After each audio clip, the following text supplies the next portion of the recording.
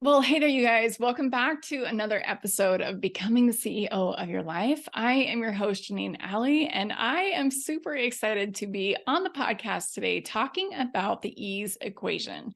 I am going to be sharing more secrets of compounding nervous system regulation with you today. If you're not familiar with what nervous system regulation is, I've done a few episodes in the last several weeks about nervous system regulation. You can go back and listen if you're interested, but these are some of the things that I wish I had known sooner. And if you feel like nervous system regulation for you, if you're hearing that just kind of around town, I feel like this is becoming more of a buzzword in our society. But if you're hearing that and it feels like it's an impossible step for you to take, you are not alone. Nervous system regulation felt so foreign to me. I just felt super clunky. It felt very awkward the first time that I started some nervous system regulation practices in my life about 10, 15 years ago. I'm going to be sharing a little bit of that today.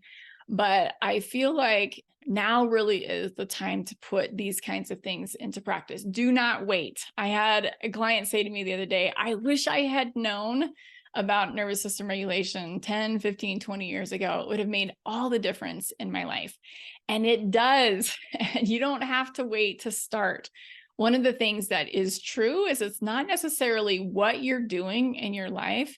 The stress that we're experiencing doesn't come from our circumstances. It comes from the way that we're doing things. And yeah, we do have busy schedules and all of those things, but you can actually have a lot going on in your life and move through your life in a very present and peaceful and amazing way. You feel good about doing the things that you have going on. It really does make a huge difference because when you change your nervous system, you change your life experience. So today I'm going to be sharing a little bit more about how to actually do this regularly, especially when slowing down feels and seems so counterintuitive. I think oftentimes we tell ourselves this myth that, okay, when my life slows down, then I'll be able to do these kinds of practices on my life. I'll be able to meditate and I'll be able to take more time for myself.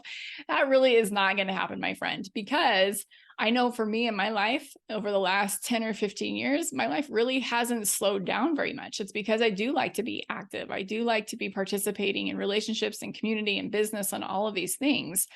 But the key really is to know how to rise above that fast-paced frenzy of the world that we live in to get to things that matter to us and to feel more calm and collected and centered and regulated, really. So one of the mistakes that I see people making is they think that they need to just relax and then they're going to be regulated. The opposite is actually true. You have to first regulate in order to relax. And you might already have some regulation practices in your life that you have going on. I know I meditated for years and I did yoga for years before I realized that that is what that was actually called, is nervous system regulation. One of the things that has come up a couple times that I've started to pay attention to is high performance people or high performance women in particular tend to think that suffering is a requirement to be deserving of the success that you're seeking, or even the happiness that you want to experience in your life, that things can't or shouldn't be easy. And if they are, you aren't worthy of the good that comes from all of your hard work. Now, I do have to say there is a necessary duality that needs to happen in order for us to really appreciate the good times. We can't really know happiness and pleasure and joy if we don't understand pain. For example, if things were happy and amazing all of the time, you wouldn't really recognize it because we would eventually just emotionally flatline over time, right? If we experienced happiness all the time in life, it would just start to feel kind of boring after a while. So we do need these ebbs and flows of emotions in order for us to really sink into the joy and sink into the happiness. But what I want to curb you from doing is creating unnecessary suffering in your life just so that you have an excuse or have a reason to appreciate all the good things that you are doing and all the good things that you are creating and living through right now. You have to be able to have the low times in order to appreciate the good times for sure. But there is plenty of suffering and pain in the world without you unintentionally creating more through your own anxiety, your own overwhelm and self-doubt, and a lack of trust in yourself. And I think people are looking oftentimes when they're experiencing these really good times in life for the other shoe to drop. When they've reached a certain level of success or happiness, they're like, okay, when is this all going to come crashing down? And it's totally unnecessary. It actually is possible to release that pain and release that self-sabotage that doesn't serve you and that you don't need in your life. I know for my husband and I, we actually didn't have like quote unquote real jobs. I mean, we were definitely working our little buns off, but he didn't actually have a full-time paid job for the first 7 years of our marriage. We got married in college, and then we had 4 years of dental school and 1 year of residency after that. So it was almost 7 years. I think it was 7 years before we actually had something regular that we could count on. So I know for you listening, you have moved out of survival mode. You're not living paycheck to paycheck anymore. I'm watching my kids in college right now, and I want to tell them, listen, it does get easier. It's about 5 or 6 years of real hard. And then you're not as concerned about getting paid on time anymore. So the truth is if you haven't done the work to fix those thought patterns, or you're continuing to hustle in that space to try to climb the corporate ladder or to try to achieve more, you will always be looking forward and thinking, okay, when this happens, then I can rest, because it's a pattern. Even though you've achieved so much in your life, like I said, it's not what you're doing, it's the way that you're doing it that's causing this frantic, frenzy, scrambling energy that you're experiencing that's creating a lot of anxiety and self-doubt and a lack of self-trust. And I'm here to tell you today, it's 100% possible to step into ease right now. It's 100% possible for you to start allowing and receiving and living more into a full, unapologetic trust in yourself. It has everything to do, like I said, with befriending your nervous system and figuring out how to regulate your nervous system regardless of what is going on in your life. Because when you befriend your nervous system, you actually start to befriend yourself. You start to have a good relationship with you. You start to love yourself. You start to love your life. And I know this is what you want. You have to stop going at it in the way that you always have done everything. You have to stop trying to regulate your nervous system with an agenda and with a list of boxes that you need to check without this go, go, go, I'll sleep when I'm dead kind of attitude that you bring to the table when I start talking about nervous system regulation. I can see you showing up with your clipboard in hand and you're like, okay, tell me what to do. Okay, so I want you to set that down and I want you to start to take some deep breaths. So I want to just start off by telling a couple of stories so that you can kind of see how this process happens organically. And like I said, when I started my meditation practice, I was not thinking to myself, okay, this is how I'm going to turn off my sympathetic nervous system. This is how I'm going to start regulating so that I can feel less stress in my life. I started meditating kind of out of sheer determination to make a change in my life. I was totally maxed out and I was going to explore every single avenue that I possibly could to help me to feel more normal and to help me to feel more joy in my life, because I knew I was snuffing the joy and life literally out of my life. I didn't feel alive. I was kind of at this place where I was just so done scrambling because I was in pain a lot. I was maxed out emotionally and mentally and physically. I was depressed. I was anxious. I was miserable. And I was ashamed of how I felt because it seemed like on the outside that I had it all. I had a great marriage. I had 4 beautiful children. I seemed healthy. I taught spin classes and I taught weightlifting classes. We lived overseas and it seemed like I was truly living kind of this dream life. And I remember at the time feeling like, okay, I've got to make some changes. And so I was reading an email one time that I had been sent by a friend, and he was kind of a mentor of mine at the time. And he was part of my homeschool community. And he recommended these meditation albums. I've told this story before on the podcast, but if you're new to my world, I'm going to tell this one more time, kind of briefly. But he had recommended these meditation albums that Deepak Chopra and Oprah had created. So Oprah gets on with her beautiful voice and she introduces Deepak. And then he gets on and he starts saying these Sanskrit words and there's some music in the background. And I had no experience meditating. I had no experience with Deepak Chopra at all. I didn't really even know who he was, but I bought all of the albums. I think they cost almost $200, like true to form. I kind of, when I do something, I jump in with both feet. And each of these meditation sessions were about 20 minutes long. And I remember I went down to the basement. My basement in my house in Germany was very cold. It was all cement. It was tile floors, cement walls. It was freezing down there. So I'm like all bundled up with these blankets. And I push play on the first meditation that I'm going to be doing. And it felt like a freaking eternity. I was like, 20 minutes. This is surely like 20 hours long. I mean, the first 2 minutes, I was ready to be done. I felt like, just shoot me now, just end the misery, right? And because this was so challenging for me, and I didn't really have a guide, I didn't really know what I was doing. I was not consistent at this at all.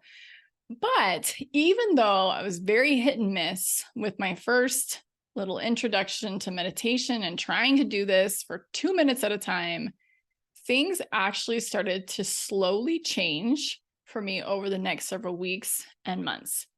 So this is the thing. The more you regulate, the faster you feel better. The faster you become more emotionally resilient. The more you get the hang of it, the easier it gets over time, for sure. And it took me a while before I really got the hang of it, before I could calm my brain down or be even okay that my brain wasn't calm. It took me a while before I stopped wondering if I was doing things right and when I'd start to feel better. And then one day, I remember I did a 30-minute meditation. And when my timer went off after 30 minutes, I remember I wish I had had another 30 minutes to sit there. And I'm getting kind of emotional about it because I felt like it was such a success. I had to kind of claw my way to this point where I feel like I kind of have arrived. Not that I have, but, to a point where I can actually sit with myself for that long and actually desire to do more. And just like everything else, this is a process. It doesn't have to be quite as painful as my own experience. I recommend, if you would like this to be easier, to get a guide, whether it's me or somebody else, to help you to understand the process and to be a little bit more patient with yourself during the process of regulation and understanding that it feels awkward and clunky and all of that conversation that's coming up, like I'm doing this wrong or this isn't working, all of that is totally normal.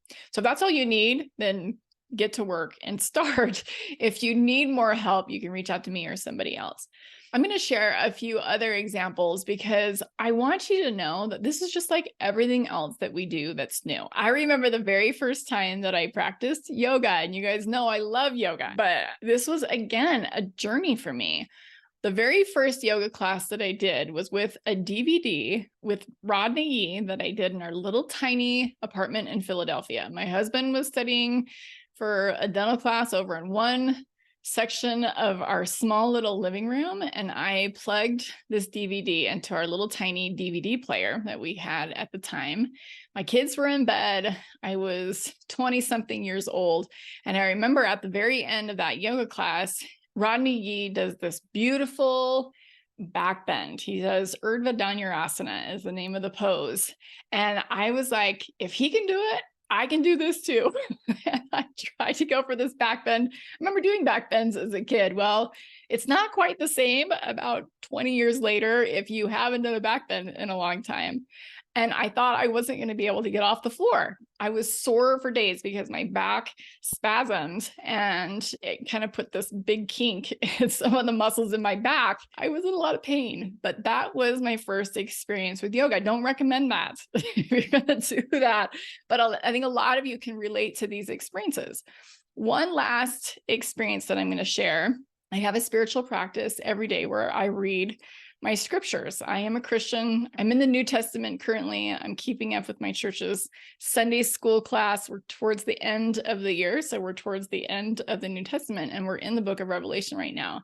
And I have a copy of the King James Version of the Bible. It is written in very old English, if you're familiar with that version. And the idea is, the reason why I like this version, I hang on to this version, is because it has fewer translations.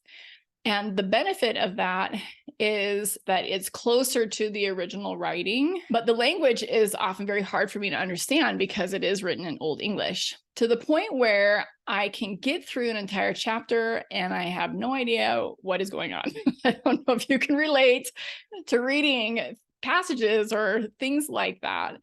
And so I read my scriptures with a lot of help. I have other editions of the Bible to kind of get the gist of what is going on. And I listen to podcasts that have experts about what the passages mean.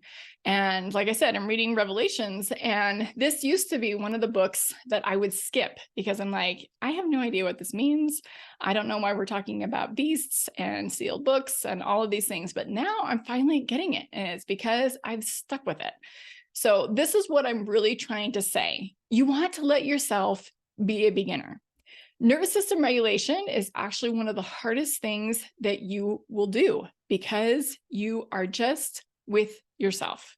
You are with your mind, you're with your breath, you're being still. And a lot of this is very counterintuitive, like I said, to what we're used to. So I want you to give yourself permission to just suck at it. You're not going to be very good at this. So don't get frustrated that it's going the way it will go. I can tell you with 100% certainty that you're going to sit and you're going to meditate or do whatever you're going to do, and you're going to be very far from that Zen-like feeling that you feel like you should be feeling when you're doing practices like this. You're going to want to poke your eyes out, and it's totally normal. But there are some benefits to consistent regulation. And I'm going to talk about this because, like I said, the more you do, the more this helps you.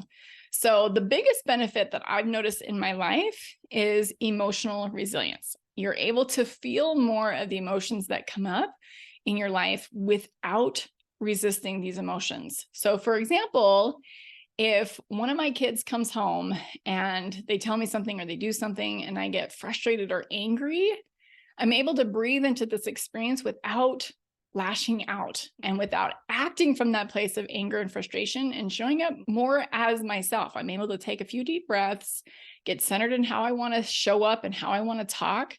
And then I'm able to lead forward with that instead of that reactive anger or frustration or whatever is going on. I've mentioned this quite a bit lately, and I don't know if it's been on the podcast or if it's been in master classes that I've been teaching, but even your own emotions can be a trigger for you that sends you into the space of stress and anxiety, and that activates your fight or flight response, just the emotion itself.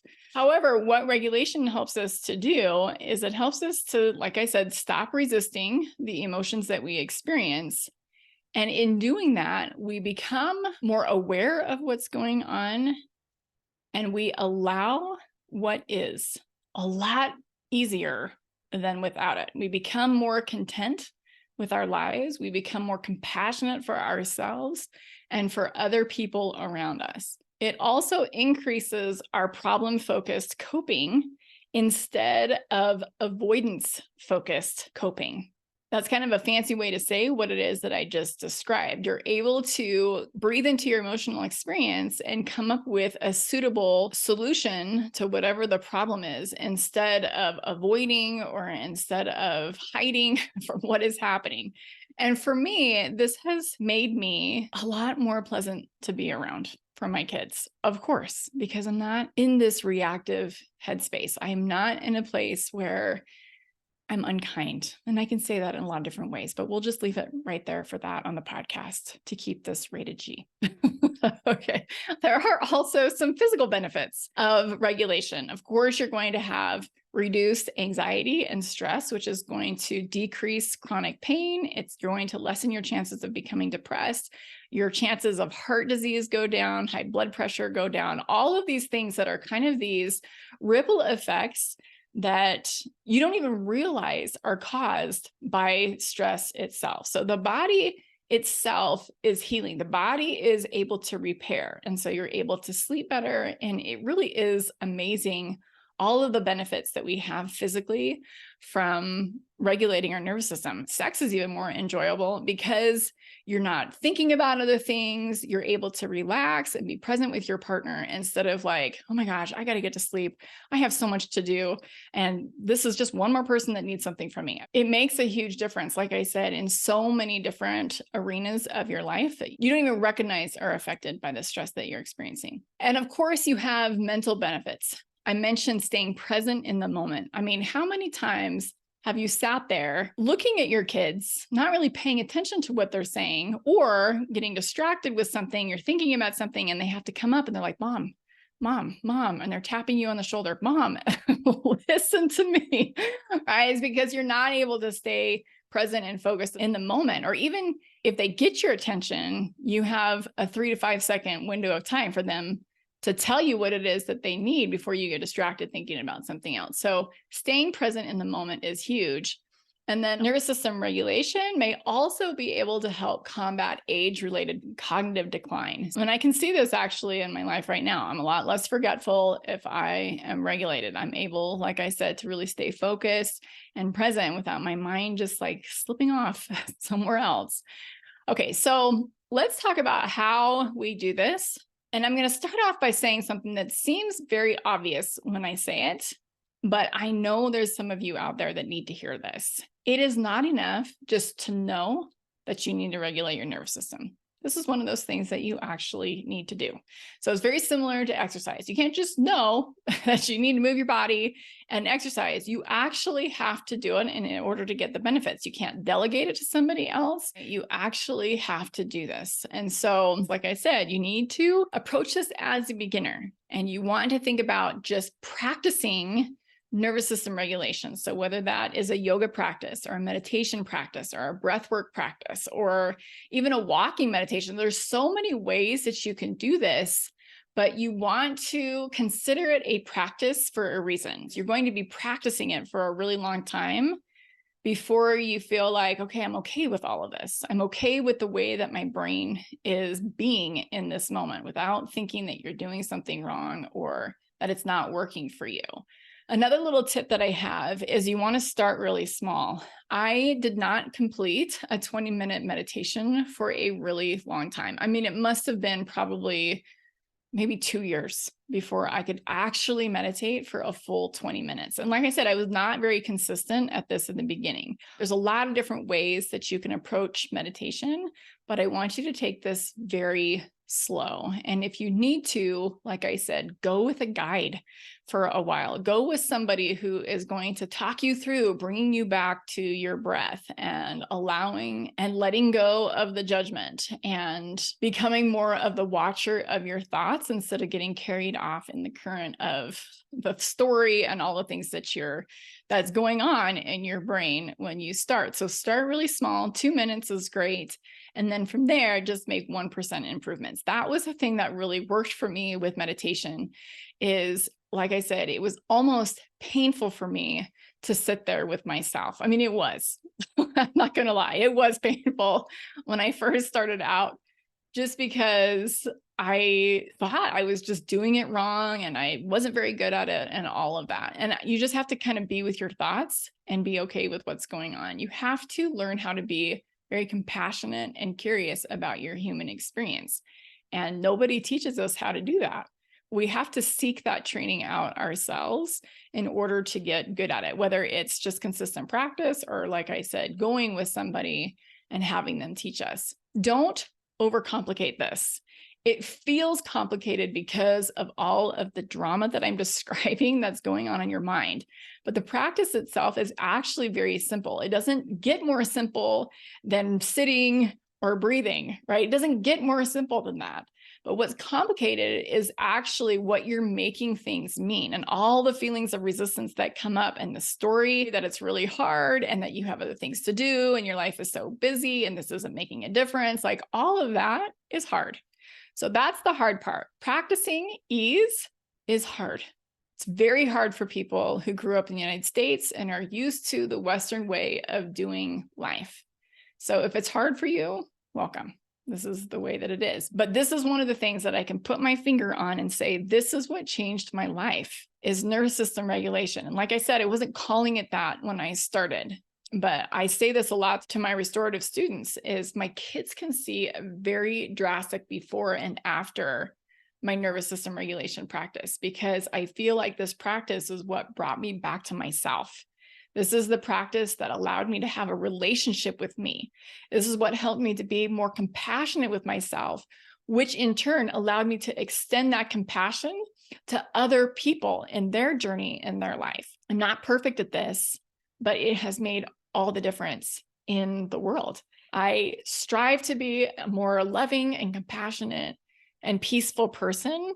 And this is the tool in order to do it. I mean, it's not enough to even just read about people who are incredible influencers of peace, whether it's Christ or Gandhi or Martin Luther King Jr. I mean, these people are incredible to learn from. But to actually do this practice for yourself and change the way that you're showing up, it has everything to do with nervous system regulation. And this is one of the things that I teach my students how to do. This is where we start.